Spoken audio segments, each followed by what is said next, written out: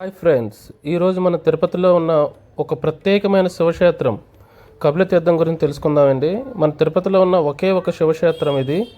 ఈ కపిలతీర్థం గురించి ఈ వీడియోలో మనం తెలుసుకుందాం. వీడియో లాస్ట్ వరకు చూడండి అండ్ ఛానల్ని సబ్స్క్రైబ్ చేయండి. ఈ కపిలతీర్థం టెంపుల్ మనకు తిరుపతి రైల్వే స్టేషన్ నుంచి 3 కిలోమీటర్లు అండ్ బస్ స్టేషన్ నుంచి 2 కిలోమీటర్లు ఉంటుందండి. ఇది తిరుపతిలో మన అలిపిరి మెట్లకి దగ్గరలోనే ఉంటుంది. ఇది తిరుపతిలో ఉన్న ఒకే ఏకైక శివక్షేత్రం కావడం వల్ల దీన్ని తిరుపతి కాశీ అని కూడా పిలుస్తారు. కపిలతీర్థం టెంపుల్ ఎలా వచ్చిందో తెలుసుకుందామండి. ఇది పురాణాల ప్రకారం కపిల మహర్షి ఇక్కడ గృహలో కఠోర తపస్సు చేసేవారు. ఆయన భక్తికి ప్రసన్నుడైన మహాశివుడు ఇక్కడ స్వయంభూ లింగ ఆకారంలో ప్రత్యక్షమయ్యాడని నమ్మకం అండి.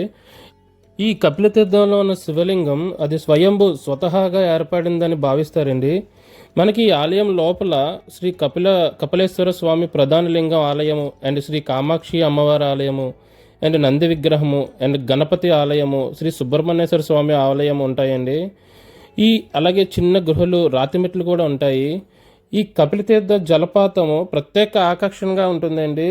ఈ కపిలతీర్థ టెంపుల్లో ఈ జలపాతంలో వాటరు ప్రతి సంవత్సరం ప్రతిరోజు ఉంటుంది.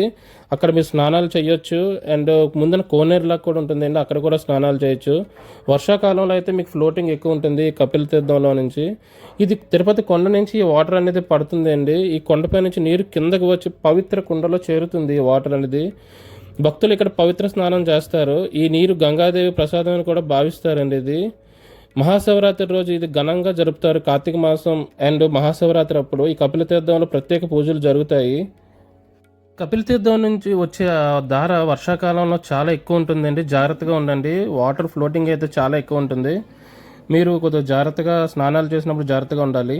ఇది మన తిరుపతి నుంచి ఇక్కడ 15 నిమిషాల్లో వచ్చిన తిరుపతి రైల్వే స్టేషన్ నుంచి అండ్ బస్ స్టేషన్ నుంచి కూడా మనం 10 మినిట్స్లో ఇక్కడ రీచ్ అవ్వచ్చు. మీకు ఈ టెంపుల్కి వెళ్ళే ముందు రోడ్లో చాలా పెద్ద నందీశ్వరుని విగ్రహం ఉంటుంది.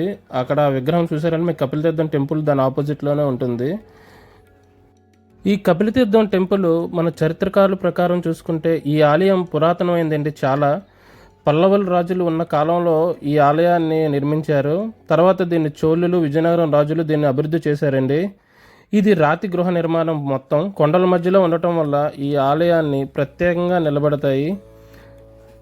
మనం తిరుపతికి వెళ్ళే భక్తులు అందరూ కూడా పైకి తిరుమల వెళ్ళి వెంకటేశ్వర దర్శించుకొని కిందకు వచ్చిన తర్వాత మనకి అలిపిరి మెట్ల నుంచి కొద్దిగా దిగగానే మనకి కపిలతీర్థం టెంపుల్ అనేది వస్తుందండి. తిరుపతి వెళ్ళి ప్రతి ఒక్కరు ఒక్కసారినే కపిలతీర్థం దర్శించుకోవాలి. ఇక్కడి శివాలయం, జలపాతం, ప్రకృతి అందాలు మనసుకు ప్రశాంతంగా ఉంటాయండి. తిరుపతికి వచ్చిన వాళ్ళు ప్రతి ఒక్క భక్తులు మన వెంకటేశ్వర స్వామితో పాటు ఈ శివాలయాన్ని కూడా దర్శించుకోండి. చాలా బాగుంటుంది. ఇది తిరుపతి కింద ఉంటుంది, మన అలిపిరి మెట్లు దగ్గరలో ఉంటుందండి ఈ శివాలయం. ఇది చాలా పురాతనమైన టెంపుల్ అండి.